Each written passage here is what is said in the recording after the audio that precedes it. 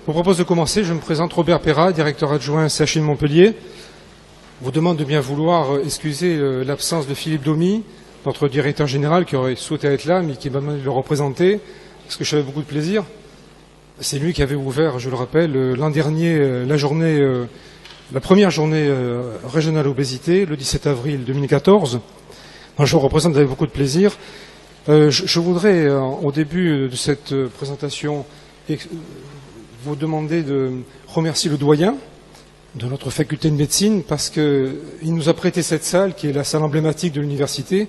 Les médecins qui sont passés par là, j'en vois en face de moi, le savent. 1600 et des poussières, si je me trompe. Hein. Et donc c'est une salle qui est magnifique. Alors on est très mal installé. Hein. Vous devez vous en rendre compte. Vous allez passer la journée là. Moi aussi d'ailleurs. Mais hein, quand on aime, on compte pas. Voilà. Donc le doyen nous a prêté cette salle parce qu'on voulait vraiment marquer du sceau de la médecine cette intervention sur l'obésité. Je voulais également remercier de sa présence Madame Dominique Marchand, directrice générale par intérim de l'Agence régionale de santé, d'abord de sa présence et puis de son investissement permanent pour la lutte contre l'obésité. Elle se manifeste régulièrement, à la fois personnellement et puis par le canal des personnes qui font partie du CSO. Je sais qu'elle tient particulièrement à appliquer le programme national de lutte contre l'obésité et je la remercie. Docteur Manet également, qui nous fait l'amitié de sa présence. Merci de votre présence. Vous représentez l'URPS, pour ceux qui ne le savent pas. Et l'URPS est un maillon très important dans la chaîne de la lutte contre l'obésité. Les médecins généralistes, on le verra plus tard, sont au cœur de l'action. Ils sont au centre du dispositif. C'est un dispositif très important dans le parcours de soins. Et je remercie M. Manet au nom de l'ensemble des médecins généralistes qui le représentent, de leur apport et de l'aide qu'ils nous apportent dans cette lutte. Alors, quelles sont, pour entrer dans le vif du sujet, pour l'obésité, quelles sont les principales mesures qui sont pilotées par la Direction générale de l'offre de soins? Le ministère a élaboré et mis en œuvre le plan national obésité pour 3 ans. Ça devait s'arrêter en 2013, mais pour autant, on ne va pas continuer à s'arrêter à se battre vers les années antérieures. Et nous nous engageons ainsi à la fois dans la prévention et dans l'amélioration de la prise en charge de cette pathologie. Alors, dans le cadre du plan obésité, le CHU de Montpellier a été reconnu par le ministère de la Santé via l'ARS comme centre spécialisé obésité pour la région Languedoc-Roussillon. Alors, quelle est notre organisation? Le CSO est organisé autour d'un comité de pilotage conjoint. D'un côté, le CHU de Montpellier, de l'autre côté, les représentants de l'ARS.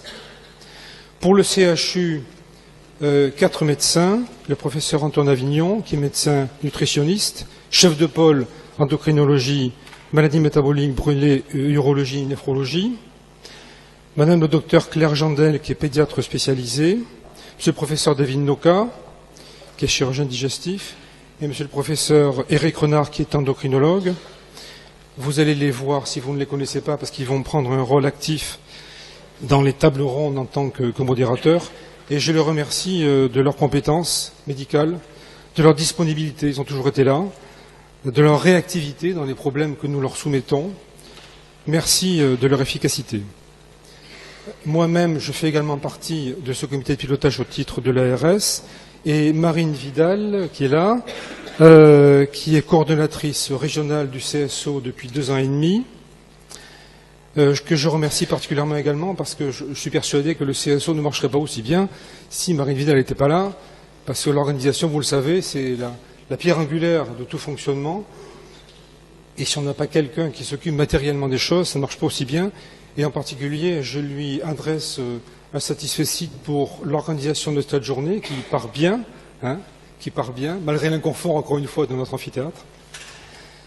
Je sais qu'elle y a passé beaucoup de temps, beaucoup de son énergie, et qu'elle en soit remerciée. Alors ça, c'était concernant le CHU de Montpellier.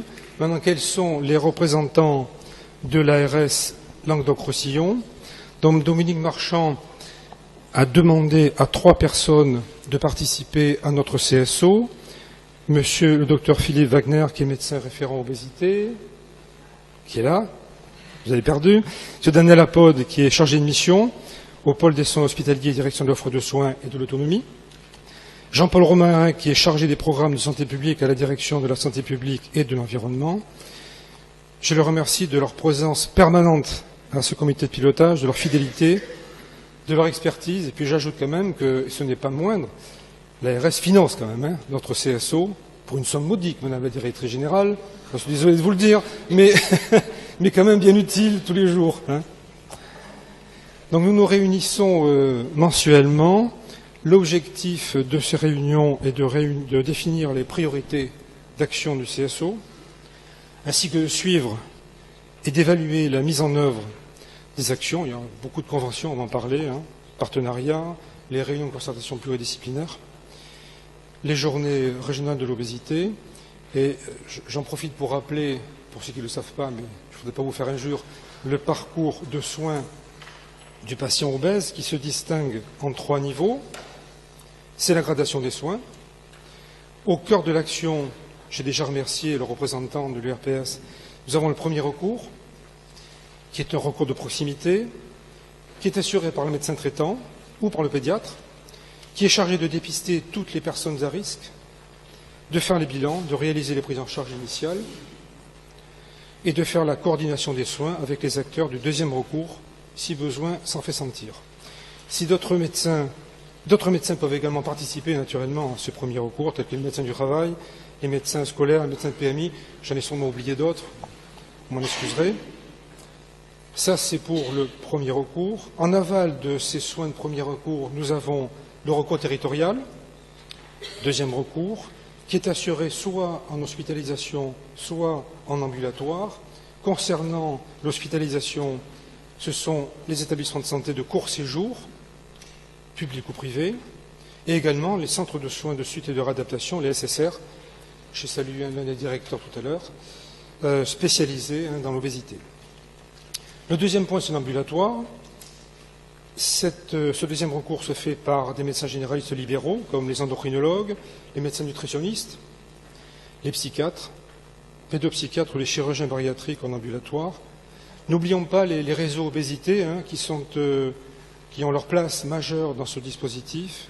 Ils interviennent aussi en deuxième recours. N'oublions pas non plus les autres professionnels de santé libéraux. Entrez, installez-vous. N'oublions pas non plus les autres professionnels de santé libéraux, les diététiciens, psychologues, kinésithérapeutes, assistantes sociales, psychiatres, enseignants en activité physique adaptée, qui peuvent également aider les médecins spécialistes du deuxième recours. Donc tous les acteurs du deuxième recours peuvent passer la main au troisième recours en cas d'impasse de prise en charge. Alors, la réglementation a évolué ces dernières années, puisque le premier et le deuxième recours, vous le connaissiez déjà. Ce qui est nouveau dans le parcours du patient, c'est le troisième recours. Et ce troisième recours est un recours régional. C'est là que nous intervenons, le centre spécialisé obésité, en lien avec les 2 centres SSR qui ont été labellisés par l'ARS via le CHU de Montpellier. Alors le CHU de Nîmes met pour centre SSR adulte du recours régional au Grau-du-Roi et l'Institut Marin-Saint-Pierre à Palavas qui est centre SSR enfant de recours régional. Alors la première mission du CSO, c'est d'offrir aux patients une prise en charge pluridisciplinaire, c'est-à-dire une prise en charge par des professionnels mais qui ont des spécialités différentes, médecins spécialistes, endocrinologues, psychiatres, pneumologues, diététiciens, kinés. Mais j'insiste sur le fait que le CSO n'a pas pour objectif de prendre en charge tous les cas d'obésité de la région. Vous avez vu que nous sommes réduits, l'équipe n'est pas énorme, nous faisons ce que nous pouvons naturellement, mais je le répète, on n'a pas pour vocation à prendre en charge tous les cas d'obésité de la région. C'est impossible. En plus, ça serait, je pense, contre-productif. Notre rôle, c'est uniquement de stimuler la discussion pluridisciplinaire en cas d'impasse de prise en charge, afin de proposer l'orientation la plus adéquate et la plus adaptée au cas du patient. Deuxième mission, c'est de rendre lisible la prise en charge du patient obèse, à la fois pour les patients et à la fois pour les professionnels de santé, dans le but de faciliter l'accès aux soins pour ces patients en situation d'obésité. Alors, en 2 ans, qu'est-ce que nous avons fait? Tout d'abord, une première journée régionale, j'en ai déjà parlé, le 17 avril, qui, je le dis sans fausse modestie, surtout pour les autres, parce que moi je n'ai pas fait grand-chose, je vais trop lentement, c'est ça? D'accord. Qui a été un succès, 140 participants, avec des échanges fructueux. On a travaillé sur le chemin clinique de l'enfant obèse, on a présenté les RCP, on fait la RCP pour 5 établissements, le CHU de Nîmes, le Grand Sud, le Millénaire, la Polyclinique Notre-Dame et nous-mêmes, le CHU de Montpellier, et la prise en charge des SSR de recours régionaux, ainsi que l'éducation thérapeutique du patient obèse. Nous avons ensuite identifié les établissements de santé qui prennent en charge les patients obèses. Nous avons organisé une RCP de recours régional. Nous avons rédigé et presque fait signer 30 conventions. Il y en a 20 en cours de signature qui ont été signées. Et nous avons enfin créé un site, le site internet. Marine Vidal va vous en parler.